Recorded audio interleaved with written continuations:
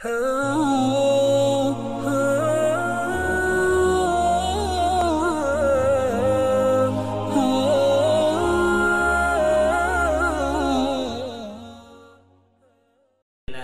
करीम उस्ताद मोहतरम हज़रत शेख इस्लाम मौलाना तकी स्वानी साहब को करीब से देखने का मौका मिला। 8 साल अल्हम्दुलिल्लाह। मेरे उस्ताद हैं और दुनिया भर में पहचाने जाते हैं, इसमें कोई शक नहीं। लेकिन पूरी दुनिया के महबूब, पूरी दुनिया में मशहूरी, पूरी दुनिया में इज़्ज़त की निगाह से देखे जाने की आखिर वजूहात क्या है। उलमा तो बहुत हैं, सूफिया बहुत हैं, मशाइख बहुत हैं, मुहद्दिसीन बहुत हैं, फ़कीह बहुत हैं, हर ज़ाविये से लोग मौजूद हैं। लेकिन अल्लाह ने इनको जो पूरी दुनिया में नुमायां मर्तबा मकाम बुलंद अता फरमाया, उसकी क्या वजह है? मैंने हज़रत को करीब से देखा 8 साल, तो उनमें कुछ खुसूसियात है कि वो खुसूसियात उम्मत को भी पैदा करने की ज़रूरत है। खुसूसन मदारिस में हमारे तलबा को चाहिए और हमारे मुसलमान नौजवानों को चाहिए वो खुसूसियात और सिफ़ात यकीनन तकल्लुफ़न हासिल करें। यकीनन यही मर्तबा बुलंदी अल्लाह हर मुसलमान को दे सकते हैं। उनके पीछे ये वजूहात हैं जिनकी वजह से आलमी तौर पर एक मुदब्बिर, एक रहनुमा, एक लीडर के तौर पर पहचाने जाते हैं। और फ़क़ाहत अपनी जगह पर और तसव्वुफ़ अपनी जगह पर, और इसी तरह हदीस की खिदमत और तसनीफ़ी तालीफ़ की खिदमत अपनी जगह पर। लेकिन पूरी दुनिया में चंद लीडरों में एक लीडर भी हैं, चंद रहनुमाओं में से एक रहनुमा भी हैं। आखिर वजह क्या है? मैं आपको करीब से देखने के बाद कुछ बातें बताता हूँ। अपनी आंखों से देखा उस्ताद मोहतरम कि दारुल उलूम कराची के अंदर, दारुल कराची की 4 दीवारी के अंदर मस्जिद में बयान कर रहे थे, और अपने घर में यूं समझे एक ममलिकत है, वो आज़ाद इदारा है, आज़ाद ममलिकत है। वो दारुल कराची का अंदरूनी मंजर जो वाकिफ है उन्हीं को मालूम है। वो ऐसा है जैसे एक ममलिकत आज़ाद, हर चीज़ अल्लाह ने दारुल के अंदर अता फरमाई है। तो बयान फरमा रहे थे, एक साहब आ गए नौजवान टाइप के, बयान के दौरान आकर बदतमीजी के अंदाज में कहते कि आप शोर मचा रहे, तकलीफ हो रही है लोगों को।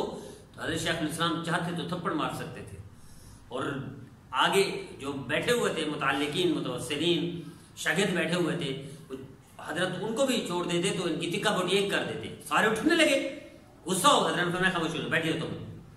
उनको फरमाया बेटा हम तहकीक करवाएंगे, अगर मेरी इस स्पीकर की आवाज, यानी बयान कर रहे थे मस्जिद में, अगर किसी को तकलीफ होती है तो हम बंद करवा देंगे। चमकता सितारा, बल्कि सूरज कह दो दुनिया का, उनके लिए क्या मुश्किल था इसको गायब करवाना, क्या मुश्किल था इनको उठाकर पटक के मार देना। लेकिन मैंने जो पैगाम दिया कि नबी वाली सुन्नत, नबी वाले अखलाक चाहिए इस उम्मत के रहनुमा बनने के लिए, लीडर बनने के लिए, आलमी शख्सियत बनने के लिए।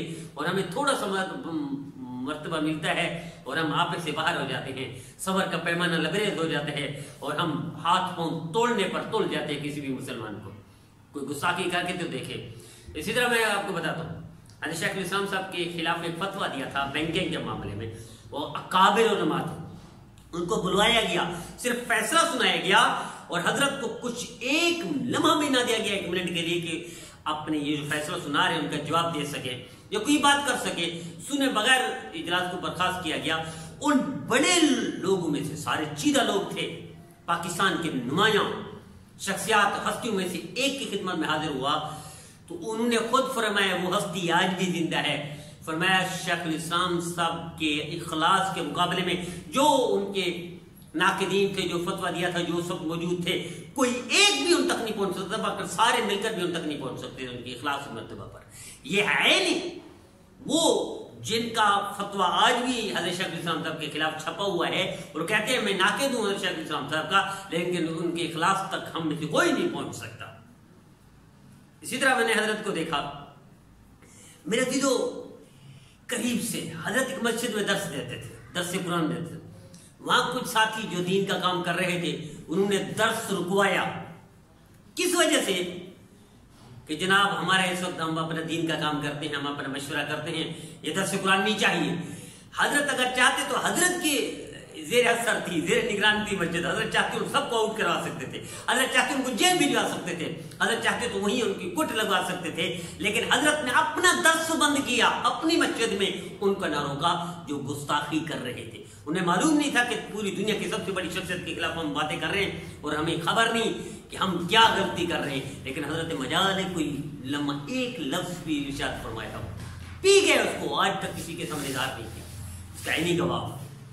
اسی طرح میرے عزیزو، حضرت شیخ الاسلام صاحب دارالعلوم کراچی کے اندر ایک ڈاکٹر صاحب ہیں، میرے انتہائی محبت کرنے والے، یعنی پیارے ڈاکٹر ہیں، ڈاکٹر عدیل صاحب.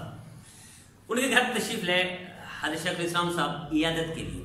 دیکھا ایک کتاب ہے، دینی کتاب ہے، اس کے اوپر موبائل بھی رکھا ہوا ہے اور مسواک بھی رکھی ہوئی ہے.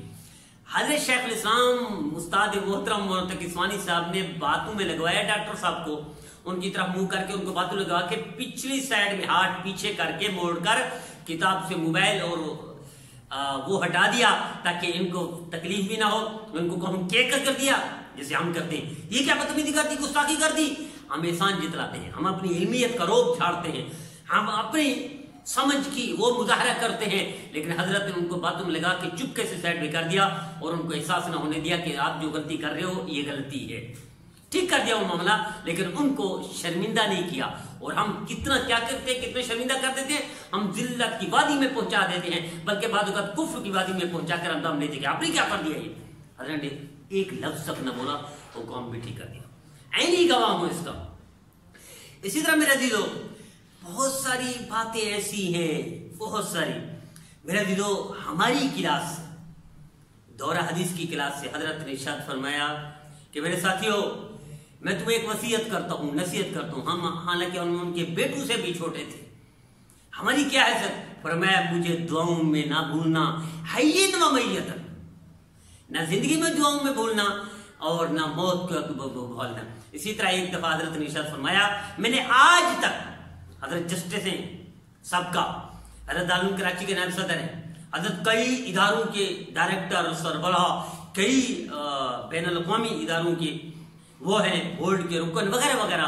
لیکن فرمایا میں آج تک تصنیف، تعلیف، تقریر، کوئی بھی کام پیسے کے لیے نہیں کیا، اللہ کے لیے کیا ہے. یہ وہ بلندی ہے جو اللہ نے عطا فرمائی، جو ہم میں سے ہر ایک کو وہ کر سکتے ہیں. اور میرے دیدو میں نے عینی گواہ ہوں، حضرت اپنے اکابر، اپنے بڑوں میں سے ایسے پیش آتے تھے جیسے بچہ سا ہو، طالب علم، چھوٹا طالب علم. حضرت سرفراز خان صفدر رحمۃ اللہ علیہ تشریف لیتے دارالعلوم کراچی میں. میں نے خود دیکھا حضرت بخاری شریف پکڑ کر ایسے سنا رہے تھے جیسے بچہ فخر سے سناتا ہے کہ حضرت ہمیں اجازت حدیث دے دیں. حالانکہ ہم سارے خدام موجود تھے، پورا طالب علم، پورا مجمع تھا دارالعلوم کراچی کے اندر مسجد میں، لیکن حضرت نے بخاری شریف اٹھائی، حضرت ہمیں آپ اجازت حدیث دے دیں. حالانکہ حضرت، ان میں کوئی شک نہیں، حضرت سرفراز خان صفدر رحمۃ اللہ علیہ بڑی ہستی تھی، ان کے اساتذہ کے درجے میں تھے. لیکن جو حضرت شیخ الاسلام صاحب نے درجہ عطا فرمایا وہ اس بہت ہی نمایاں ہیں. لیکن حضرت بچوں کی طرح عاجزی سے، تواضع سے پیش آ رہے تھے جیسے معصوم بچہ ہو اور لاڈ کر رہا ہو اپنے بڑے سے. یہ میں نے آنکھوں سے دیکھا.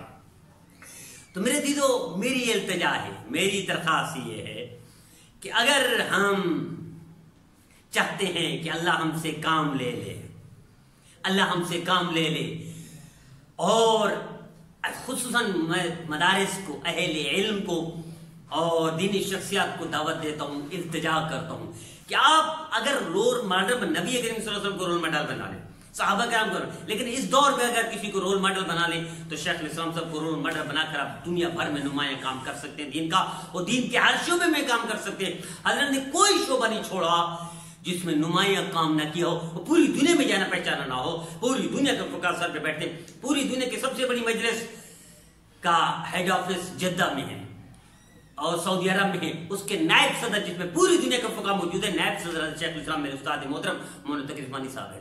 اگر کوئی چاہتا ہے، میرے دیدو میں نے حضرت کے کپڑوں کو دیکھا درس دیتے ہوئے آتے تشریف لے کہ بعض اوقات پان کے داغ ہوتے تھے، لیکن حضرت کو مجال ہے کہ حضرت اس طرف دیکھیں کہ میرے ایسے کپڑے ہونے چاہیے، ایسی چال ہونی چاہیے، ایسا پگڑی ہونی چاہیے، ایسا جبہ ہونا، کبہ ہونا چاہیے. کبھی توجہ نہیں دی.